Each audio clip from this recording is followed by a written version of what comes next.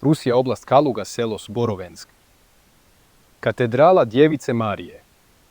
Zgrada od opeke sastoji se od glavnog volumena pod kupolom. Ovaj dio se naziva bočni prolaz. Ovo je zaobljeni oltar. Hram ima 2 kata. Ovo je donji kat. Ovo je zadnji kat. Staje ovo. Čudna niša u zidu. Veći od prozora. Luk i vrata prvog kata. Na vrhu je i luk. Znatno veći od prozorskog otvora. Može se pretpostaviti da su ovdje bila vrata. Pogledajmo s druge strane hrama. Ovdje su vrata donjeg kata. U razini drugog kata ostali su reljefni ukrasi. Veličina je znatno veća od prozora. I ovdje su bila vrata. Nalazimo se unutar hrama na drugom katu. Ovo je kupola crkve. To su prolazi do oltara. Ovdje su bila vrata. Između prozora. Ovdje su rupe za grede na kojima je ležao pod. Na ovoj razini nalazio se pod.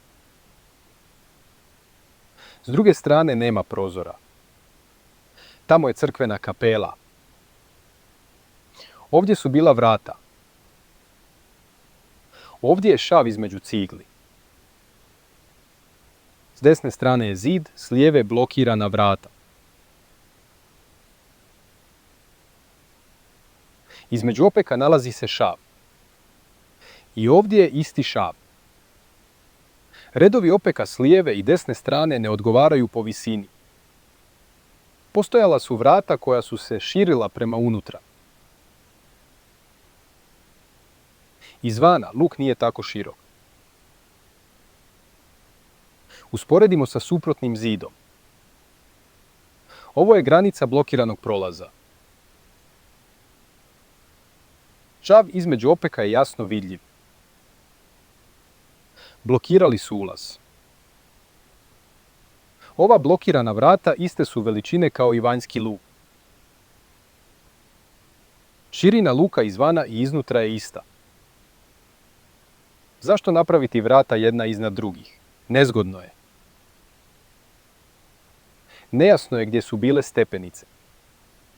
Stubište za drugi kat blokira ulaz na prvi kat. Zašto praviti vrata i onda ih zidati?